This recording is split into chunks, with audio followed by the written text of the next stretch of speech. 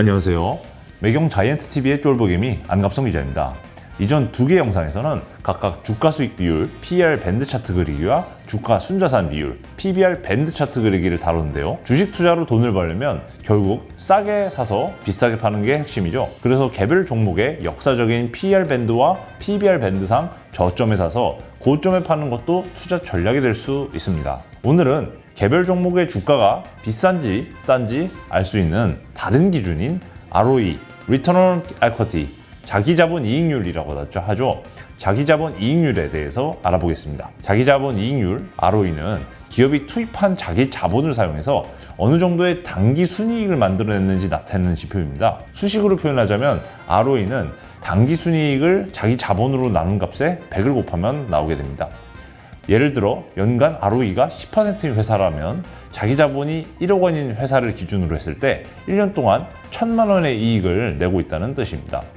그런데 앞서 다룬 PER과 PBR이 ROE와 서로 밀접한 관계를 갖고 있다는 점 알고 계셨나요? 결론부터 말하자면 3개 중에 2개만 알고 있다면 나머지 1개는 곧바로 알 수 있습니다. 왜냐하면 PBR은 PER과 ROE를 곱하면 나온다는 공식이 있기 때문이죠. PER은 현재 주가 P를 주당 순이익인 EPS로 나눠서 구하지만 발행 주식수를 분모와 분자에 각각 곱하면 시가총액을 단기 순이익으로 나눠서 구할 수도 있습니다. PBR은 현재 주가 P를 주당 순자산 가치인 BPS로 나눠서 구하지만 발행 주식수를 분모 분자에 각각 곱하면 시가총액을 자기 자본 또는 자본 총액으로 나눠서 구할 수도 있습니다. 자, 이제 PBR을 PER로 한번 나눠볼까요? PBR은 시가총액을 자기 자본으로 나눈 값이고 PER은 시가총액을 단기 순이익으로 나누는 값이기 때문에 PBR을 PER로 나누면 시가총액 자기 자본분의 시가총액 곱하기 시가총액분의 단기 순이익이 되겠습니다. 이걸 곱하면 단기 순이익을 자기 자본으로 나눈 값이 나옵니다. 어디서 많이 본 공식이죠? 예, 그렇습니다. PBR을 PER로 나누면 ROE가 나옵니다. 그래서 PER과 ROE를 곱하면 PBR이 나오는 겁니다. ROE는 EPS를 BPS로 나눠서 구할 수도 있습니다.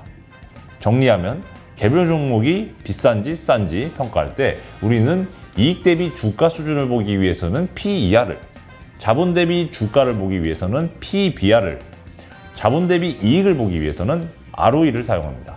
무작정 저 PER 또는 저 PBR 주식일지라도 ROE가 낮으면 마냥 저평가 주식이라고 하기 어렵겠죠. 그래서 워런 버핏도 ROE가 높은 주식을 선호하는 것으로 알려져 있습니다. 좋은 주식은 PBR이 낮으면서도 ROE는 높은 기업이라고 할 수 있겠습니다. 자, 그럼 지금부터 본격적으로 개별 종목을 사례로 실전 투자에 응용해 보겠습니다.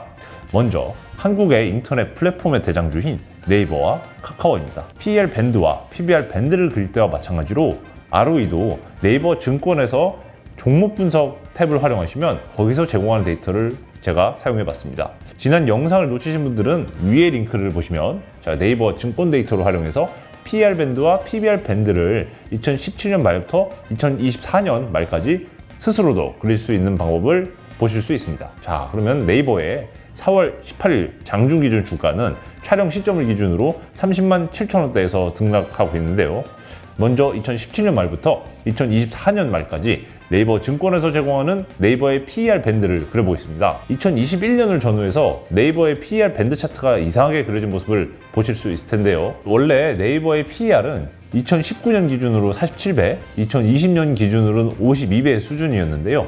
2021년 1분기에 일본 자회사인 라인이 일본의 야후 재팬과 통합되고 또 2020년의 말 무렵에 라인이 미국과 일본에 각각 상장돼 있었는데 상장 폐지되는 과정에서 발생한 지분 처분이익이 회계상 이익으로 잡히면서 15조 원에 달하는 일회성 당기순이익이 급증했기 때문입니다. 그래서 네이버의 주가 기준으로 30만 원 중반대는 현재 PER 4배밖에 안 되는 29만 원 초반대 가격 근처인데요. 일회성 이익을 제외하는 게 주식의 가치 평가에서 왜 중요한지 알려주는 사례라고 볼 수 있습니다. 자, 그러면 이제부터 PBR 밴드도 한번 보겠습니다. 네이버의 PBR 밴드 같은 경우 과거 2018년에 PBR 3배선을 지지선으로 삼아서 움직였습니다. 그러나 올해 들어서 지지선을 깨고 PBR 1.6배선을 향해서 주가가 내려가고 있는데요. 오늘 기준으로 네이버의 PBR은 1.6배선 기준으로는 25만 7천 원, PBR 3배선 기준으로는 48만 3천 원이거든요. 그래서 저라면 네이버의 주가가 지금 만약 26만 원에 살 수 있는 기회가 있다면 투자를 할 수도 있을 것 같습니다. 네이버의 증권에서는 개별 종목의 ROE 정보도 같이 제공하고 있습니다. 네이버의 ROE는 2020년 말 코로나 말 비대면 경제의 수혜를 받으면서 15.21%까지 올라갔고 2021년 말에서는 일회성 이익을 반영해서 106%까지 올랐지만 2022년 말 기준으로 ROE는 7%대로 떨어질 것으로 전망됩니다. 자, 그럼 다음 종목인 카카오 보시겠습니다. 카카오의 PER 밴드 차트를 보시면 2019년 기준으로 EPS가 마이너스를 기록하면서 역시 PER 밴드 차트가 이상하게 그려졌습니다. 2019년을 무시한다고 치면은 2020년에 카카오 주가도 코로나 말 비대면 경제 수혜를 받아서 한때 PER이 100배선 가까이 주가가 올랐지만 올해 2월 기준으로 PER 30배선을 지지선으로 PER 40배선을 저항선으로 두는 전형적인 우하향 채널을 보여주고 있습니다. 카카오 PBR 밴드도 한번 보실게요. PBR 밴드를 기준으로 보면은 카카오의 주가는 코로나 이전에는 PBR 1.6배선을 지지선으로 또 PBR 2.8배선을 저항선으로 움직였습니다. 코로나 이후 카카오의 PBR은 5.3배선을 크게 돌파한 뒤에 최근에는 PBR 4.1배선 근처에서 등락을 거듭하고 있습니다.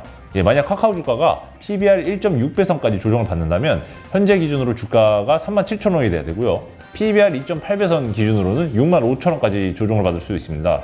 만약 카카오의 ROE 차트를 보시면 10%대 안팎에서 그래도 등락을 보일 것으로 예상됩니다. 지금까지 저희가 PER 밴드, 또 PBR 밴드, 또 ROE의 관계를 살펴보면서 네이버와 카카오 두 가지 종목을 분석해 봤는데요. 구독자 여러분들도 직접 PER 밴드와 PBR 밴드 그리고 ROE 정보를 이용하셔가지고 현명한 투자 이어나가시길 바라겠습니다. 다음에도 유용한 콘텐츠로 여러분들을 찾아뵙겠습니다. 이상 5분 주식의 쫄보개미 안갑성이었습니다. 감사합니다.